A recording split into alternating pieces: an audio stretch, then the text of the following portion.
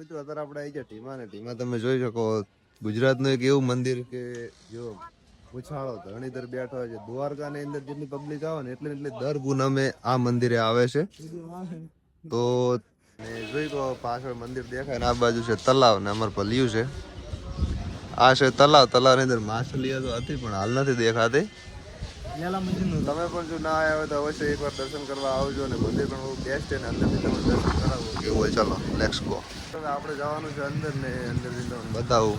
આ બાજુ ગેટની અંદર એન્ટ્રી કરી નોસી છે. જલ્દીભાઈ આવે ને પાછળ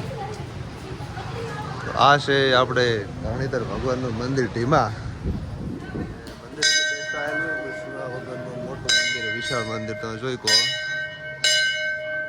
અને હાલ માણસો બધા આવે દર્શન કરવા. દર પૂનમે તો બહુ પબ્લિક આવે. અત્યારે આપણે આવી ગયા ઢીમાની અંદર દરરોજ કોમેન્ટની અંદર બે ધરણીધર ભગવાન નથી નડતું.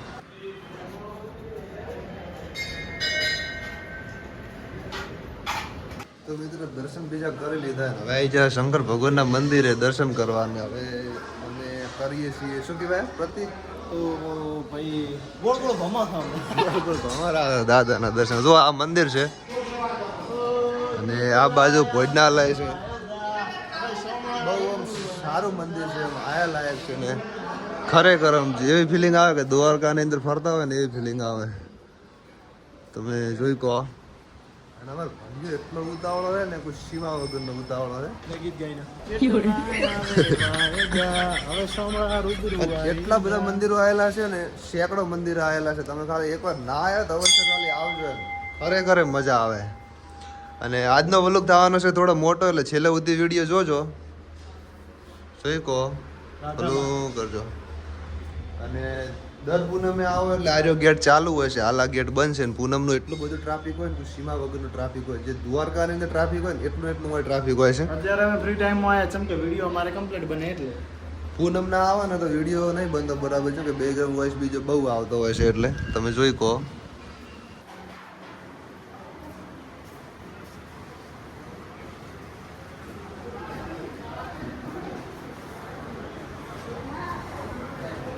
તો મિત્રો હવે આપણે જવાનું છે ઢીમણ નાગના મંદિરે. તો તમને બતાવજો. અંદર એન્ટ્રી કરવાની છે ને આ છે ગેટ ઢીમણ નાગ દાદાનો. તો મોય ટ્રાફિક બહુ હોય છે કે પહેલા દર્શન નહીં થાય પછી મોય કન થાય છે. એટલે અમે આવી જાય દર્શન કરવામાં. ભલદીભાઈ છે પાછળ. ભલી આજે એટલે ઉતાવળ કરે રહ્યો ને અવાજના નીકળ્યા છે તારનો વાતનો કે છે જાવ છે જોઈ ગો. તો આવી જશે હું દર્શન કરવા. તમે જોઈ કહો.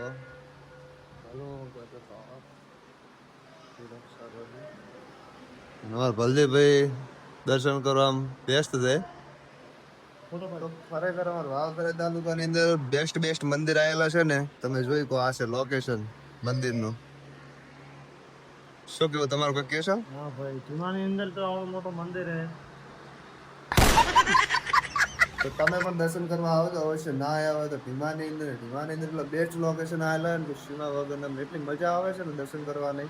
ખરેખર દર પૂનમે તો કોઈ વિડીયો બનાવવાની મજા આવતી નહીં, પણ અત્યારે આવી જશો એટલે સ્પેશિયલ વિડીયો બનાવવામાં. પાછળનું બેકગ્રાઉન્ડ આ બાજુનું. ચાલો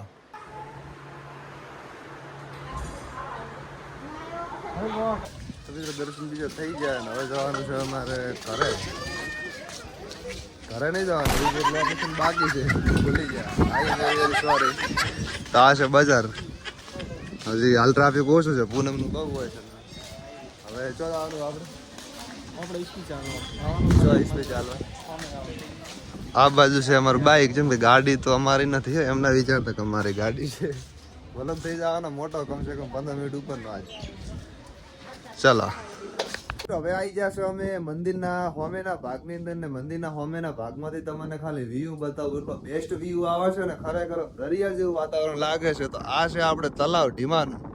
જે કયું તલાવ કહેવાય? માદળિયું તલાવ કહેવાય છે. અને હોમે છે ધરણીધર ભગવાનનું મંદિર ને આ છે અમારે ભલિયો. ખરેખર એટલું બેસ્ટ લોકેશન છે ને કે આખો દાડોમાં બેહો ને તો થાક ના લાગે, તમને ઘરે જવાનો જીવ ના થાય. અને હોમે કોક છે બનેરું છે, શું બને છે રામ જાણે, ખબર નથી.